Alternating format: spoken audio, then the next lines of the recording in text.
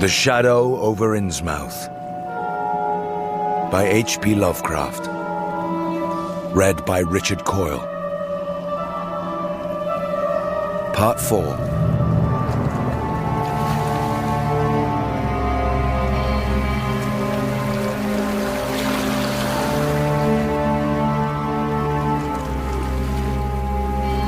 I boarded the empty coach and took the same seat I had taken before, but was hardly settled before its driver reappeared and began mumbling in a throaty voice of peculiar repulsiveness. I was, it appeared, in very bad luck. There had been something wrong with the engine, despite the excellent time made from Newburyport, and the bus could not complete the journey to Arkham. Sergeant was sorry, but I would have to stop over at the Gilman Hotel. Probably the clerk would make the price easy for me, but there was nothing else to do. Almost dazed by this sudden obstacle and violently dreading the fall of night in this decaying and half-unlighted town, I left the bus and re-entered the hotel lobby, where the sullen, queer-looking night clerk told me I could have room 428 on next the top floor, large but without running water, for $1. I was immediately disturbed to find the absence of a bolt on the door of my room. One had been there, as marks clearly showed, but there were signs of recent removal. No doubt it had become out of order, like so many other things in this decrepit edifice. In my nervousness, I looked around and discovered a bolt on the clothes press which seemed to be of the same size, judging from the marks, as the one formerly on the door. To gain a partial relief from the general tension, I busied myself by transferring this hardware to the vacant place with the aid of a handy 3-in-1 device, including a screwdriver, which I kept on my keyring. The bolt fitted perfectly, and I was somewhat relieved when I knew that I could shoot it firmly upon retiring. There were adequate bolts on the 2 lateral doors to connecting rooms, and these I proceeded to fasten. I did not undress, but decided to read till I was sleepy, and then lie down with only my coat, collar, and shoes off. Taking a pocket flashlight from my valise, I placed it in my trousers so that I could read my watch if I woke up later in the dark. At length, feeling a fatigue which had nothing of drowsiness in it, I bolted the newly outfitted hall door, turned off the light, and threw myself down on the hard, uneven bed, coat, collar, shoes, and all.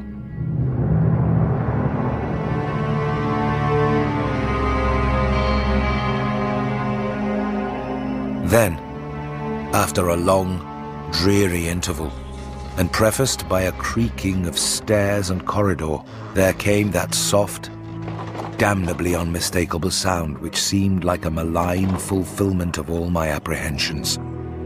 Without the least shadow of a doubt, the lock on my hall door was being tried, cautiously, furtively, tentatively.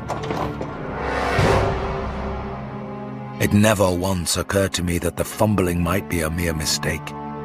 Malign purpose was all I could think of, and I kept deathly quiet, awaiting the would-be intruder's next move. After a time, the cautious rattling ceased, and I heard the room to the north entered with a passkey. Then the lock of the connecting door to my room was softly tried. The bolt held, of course, and I heard the floor creak as the prowler left the room. After a moment there came another soft rattling, and I knew that the room to the south of me was being entered. Again, a furtive trying of a bolted connecting door, and again, a receding creaking.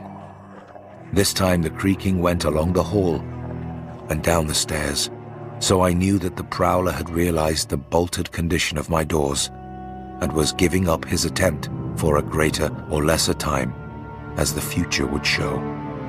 The readiness with which I fell into a plan of action proves that I must have been subconsciously fearing some menace and considering possible avenues of escape for hours.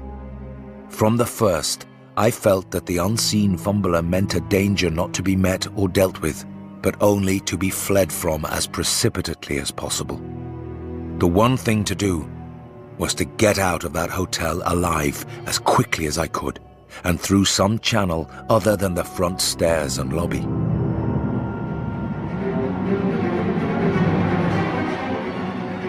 Rising softly and throwing my flashlight on the switch, I sought to light the bulb over my bed in order to choose and pocket some belongings for a swift, valiseless flight. Nothing, however, happened, and I saw that the power had been cut off. Clearly some cryptic, evil movement was afoot on a large scale, just what I could not say. As I stood pondering with my hand on the now useless switch, I heard a muffled creaking on the floor below, and thought I could barely distinguish voices in conversation. A moment later I felt less sure that the deeper sounds were voices, since the apparent hoarse barkings and loose-syllabled croakings bore so little resemblance to recognized human speech. Then I thought with renewed force of what the factory inspector had heard in the night in this mouldering and pestilential building. Having filled my pockets with the flashlight's aid, I put on my hat and tiptoed to the windows to consider chances of descent. Despite the state's safety regulations, there was no fire escape on this side of the hotel, and I saw that my windows commanded only a sheer 3-story drop to the cobbled courtyard. On the right and left, however, some ancient brick business blocks abutted on the hotel, their slant roofs coming up to a reasonable jumping distance from my 4th-story level. To reach either of these lines of buildings, I would have to be in a room 2 doors from my own, in one case on the north and in the other case on the south, and my mind instantly set to work calculating what chances I had of making the transfer. I could not, I decided, risk an emergence into the corridor where my footsteps would surely be heard, and where the difficulties of entering the desired room would be insuperable. My progress, if it was to be made at all, would have to be through the less solidly built connecting doors of the rooms, the locks and bolts of which I would have to force violently, using my shoulder as a battering ram whenever they were set against me. This, I thought, would be possible owing to the rickety nature of the house and its fixtures. But I realized I could not do it noiselessly. I would have to count on sheer speed and the chance of getting to a window before any hostile forces became coordinated enough to open the right door toward me with a passkey. My own outer door I reinforced by pushing the bureau against it little by little in order to make a minimum of sound. I perceived that my chances were very slender and was fully prepared for any calamity. Even getting to another roof would not solve the problem, for there would then remain the task of reaching the ground and escaping from the town. One thing in my favor was the deserted and ruinous state of the abutting buildings, and the number of skylights gaping blackly open in each row. Gathering from the grocery boy's map that the best route out of town was southward, I glanced first at the connecting door on the south side of the room. It was designed to open in my direction, hence I saw it was not a favorable one for forcing. Accordingly, abandoning it as a route, I cautiously moved the bedstead against it to hamper any attack which might be made on it later from the next room. The door on the north was hung to open away from me, and this, though a test proved it to be locked or bolted from the other side, I knew must be my route. If I could gain the roofs of the buildings in Payne Street and descend successfully to the ground level, I might perhaps dart through the courtyard and the adjacent or opposite buildings to Washington or Bates, or else emerge in Payne and edge around southward into Washington. In any case, I would aim to strike Washington somehow and get quickly out of the town square region. My preference would be to avoid Payne, since the fire station there might be open all night. As I thought of these things, I looked out over the squalid sea of decaying roofs below me, now brightened by the beams of a moon not much past full. On the right, the black gash of the river gorge clove the panorama, abandoned factories and railway station clinging barnacle-like to its sides. Beyond it, the rusted railway and the Rowley Road led off through a flat, marshy terrain dotted with islets of higher and drier scrub-grown land. On the left, The creek-threaded countryside was nearer, the narrow road to Ipswich gleaming white in the moonlight. I could not see from my side of the hotel the southward route toward Arkham, which I had determined to take. I was irresolutely speculating on when I had better attack the northward door and on how I could least audibly manage it, when I noticed that the vague noises underfoot had given place to a fresh and heavier creaking of the stairs. A wavering flicker of light showed through my transom, and the boards of the corridor began to groan with a ponderous load. Muffled sounds of possible vocal origin approached, and at length a firm knock came at my outer door. For a moment, I simply held my breath and waited. Eternities seemed to elapse, and the nauseous, fishy odor of my environment seemed to mount suddenly and spectacularly. Then the knocking was repeated, continuously and with growing insistence. I knew that the time for action had come, and forthwith drew the bolt of the northward connecting door, bracing myself for the task of battering it open. The knocking waxed louder, and I hoped that its volume would cover the sound of my efforts. At last, beginning my attempt, I lunged again and again at the thin paneling with my left shoulder, heedless of shock or pain.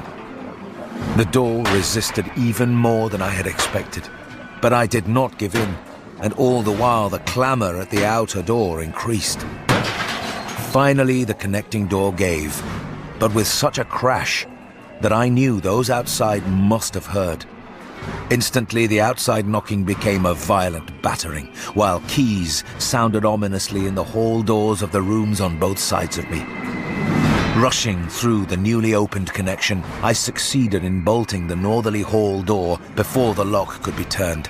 But even as I did so, I heard the hall door of the third room, the one from whose window I had hoped to reach the roof below, being tried with a passkey. For an instant, I felt absolute despair, since my trapping in a chamber with no window egress seemed complete. A wave of almost abnormal horror swept over me and invested with a terrible but unexplainable singularity the flashlight glimpsed dust prints made by the intruder who had lately tried my door from this room.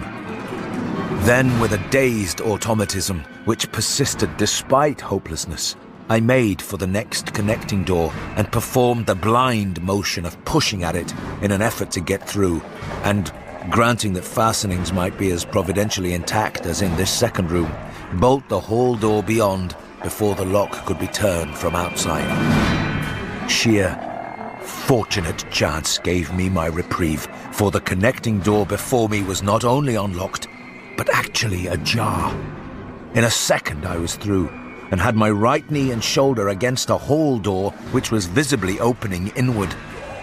My pressure took the opener off guard, for the thing shut as I pushed, so that I could slip the well-conditioned bolt as I had done with the other door. As I gained this respite, I heard the battering at the two other doors abate, while a confused clatter came from the connecting door I had shielded with the bedstead. Evidently, the bulk of my assailants had entered the southerly room and were massing in a lateral attack. But at the same moment, a passkey sounded in the next door to the north, and I knew that a nearer peril was at hand. The northward connecting door was wide open, but there was no time to think about checking the already turning lock in the hall. All I could do was to shut and bolt the open connecting door, as well as its mate on the opposite side, pushing a bedstead against the one and a bureau against the other, and moving a washstand in front of the hall door. I must, I saw, trust to such makeshift barriers to shield me till I could get out the window and on the roof of the Payne Street block. But even in this acute moment, my chief horror was something apart from the immediate weakness of my defenses. I was shuddering because not one of my pursuers, despite some hideous pantings, gruntings, and subdued barkings at odd intervals, was uttering an unmuffled or intelligible vocal sound.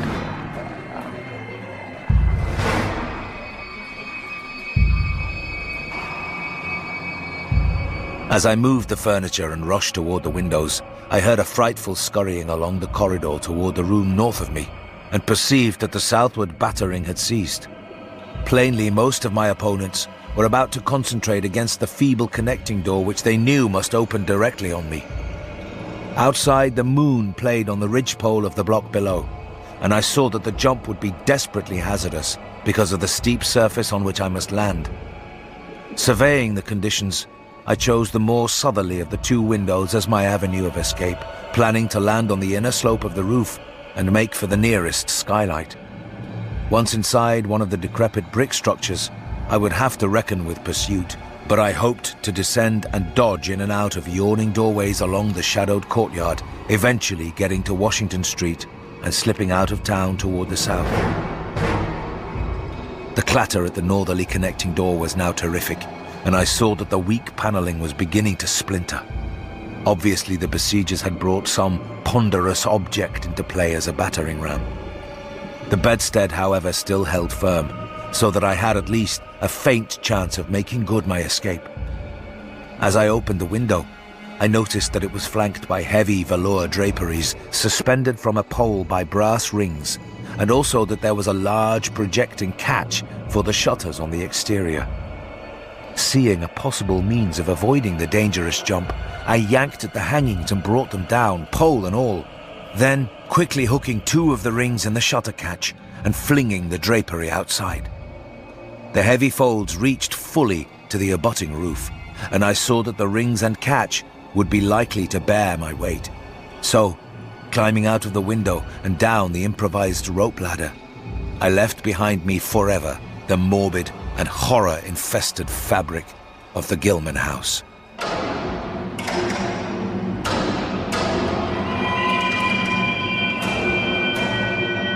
I landed safely on the loose slates of the steep roof and succeeded in gaining the gaping black skylight without a slip.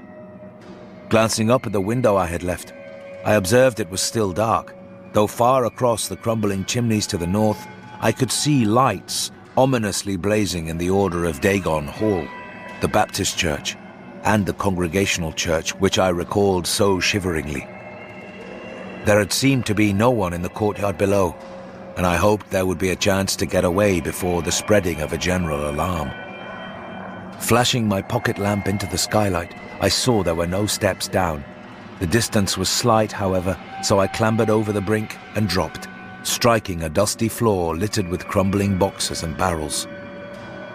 The place was ghoulish looking, but I was past minding such impressions and made at once for the staircase revealed by my flashlight, after a hasty glance at my watch, which showed the hour to be 2 a.m. The steps creaked, but seemed tolerably sound, and I raced down past a barn-like second story to the ground floor. The desolation was complete, and only echoes answered my footfalls. At length I reached the lower hall, at one end of which I saw a faint, luminous rectangle marking the ruined Payne Street doorway. Heading the other way, I found the back door also open, and darted out and down 5 stone steps to the grass-grown cobblestones of the courtyard. The moonbeams did not reach down here, but I could just see my way about without using the flashlight. Some of the windows on the Gilman house side were faintly glowing, and I thought I heard confused sounds within. Walking softly over to the Washington Street side, I perceived several open doorways and chose the nearest as my route out. The hallway inside was black, and when I reached the opposite end, I saw that the street door was wedged immovably shut. Resolved to try another building, I groped my way back toward the courtyard, but stopped short when close to the doorway. For out of an open door in the Gilman house, a large crowd of doubtful shapes was pouring, lanterns bobbing in the darkness and horrible croaking voices exchanging low cries in what was certainly not English. The figures moved uncertainly, and I realized to my relief that they did not know where I had gone. But for all that, they sent a shiver of horror through my frame. Their features were indistinguishable, but their crouching, shambling gait was abominably repellent. And worst of all, I perceived that one figure was strangely robed and unmistakably surmounted by a tall tiara of a design altogether too familiar.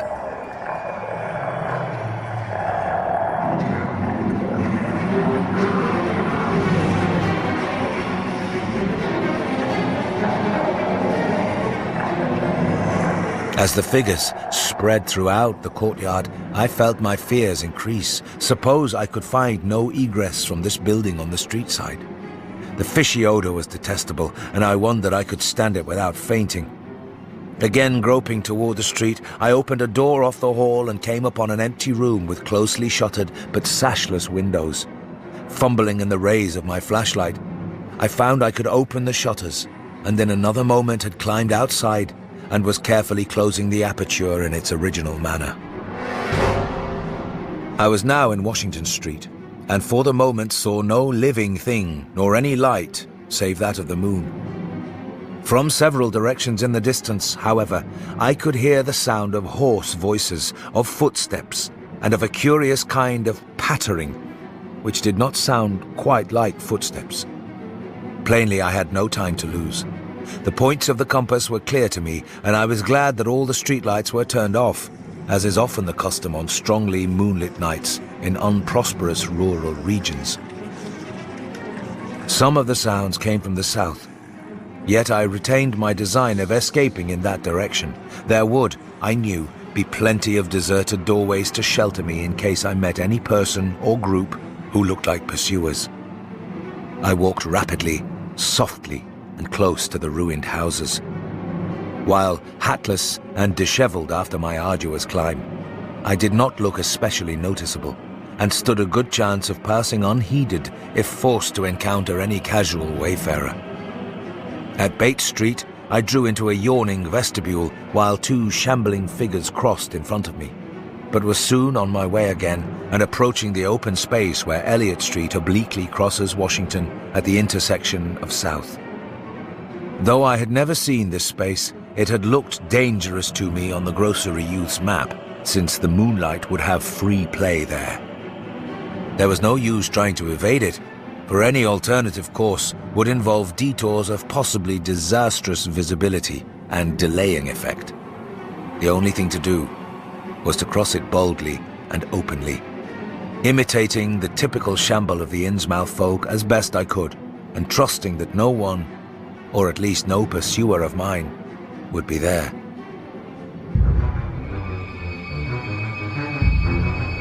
Just how fully the pursuit was organized, and indeed just what its purpose might be, I could form no idea. There seemed to be unusual activity in the town, but I judged that the news of my escape from the Gilman had not yet spread. I would, of course, soon have to shift from Washington to some other southward street, for that party from the hotel would doubtless be after me. I must have left dust prints in that last old building, revealing how I'd gained the street. The open space was, as I had expected, strongly moonlit, and I saw the remains of a park-like, iron-railed green in its center. Fortunately, no one was about, though a curious sort of buzz or roar seemed to be increasing in the direction of Town Square. South Street was very wide, leading directly down a slight declivity to the waterfront and commanding a long view out at sea, and I hoped that no one would be glancing up it from afar as I crossed in the bright moonlight. My progress was unimpeded, and no fresh sound arose to hint that I had been spied. Glancing about me, I involuntarily let my pace slacken for a second to take in the sight of the sea, gorgeous in the burning moonlight at the street's end. Far out beyond the breakwater was the dim, dark line of Devil Reef, and as I glimpsed it, I could not help thinking of all the hideous legends I had heard in the last 34 hours. Legends which portrayed this ragged rock as a veritable gateway to realms of unfathomed horror and inconceivable abnormality. Then, without warning, I saw the intermittent flashes of light on the distant reef. They were definite and unmistakable, and awaked in my mind a blind horror beyond all rational proportion. My muscles tightened for panic flight, held in only by a certain unconscious caution and half-hypnotic fascination. And to make matters worse, there now flashed forth from the lofty cupola of the Gilman house, which loomed up to the northeast behind me, a series of analogous, though differently spaced gleams which could be nothing less than an answering signal. Controlling my muscles and realizing afresh how plainly visible I was, I resumed my brisker and feignedly shambling pace, though keeping my eyes on that hellish and ominous reef as long as the opening of South Street gave me a seaward view. What the whole proceeding meant I could not imagine, unless it involved some strange rite connected with Devil Reef, or unless some party had landed from a ship on that sinister rock. I now bent to the left around the ruinous green, still gazing toward the ocean as it blazed in the spectral summer moonlight, and watching the cryptical flashing of those nameless, unexplainable beacons. It was then that the most horrible impression of all was borne in upon me. The impression which destroyed my last vestige of self-control and set me running frantically southward past the yawning black doorways and fishily staring windows of that deserted nightmare street. For at a closer glance, I saw that the moonlit waters between the reef and the shore were far from empty. They were alive, with a teeming horde of shapes swimming inward toward the town. And even at my vast distance, and in my single moment of perception, I could tell that the bobbing heads and flailing arms were alien and aberrant in a way scarcely to be expressed or consciously formulated.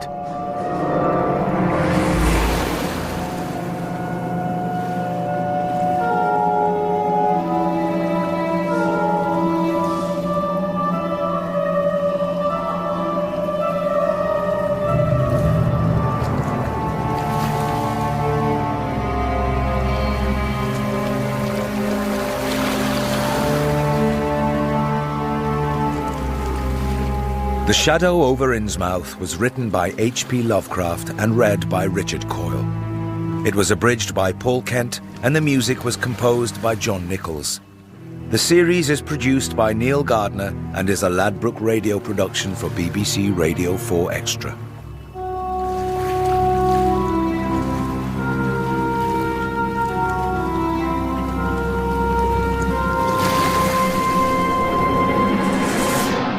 You're gonna need a bigger village. The Shadow over Innsmouth by H.P. Lovecraft was read by Richard Coyle, abridged by Paul Kent, and produced by Neil Gardner, and you're nearly there, just one more ep tomorrow.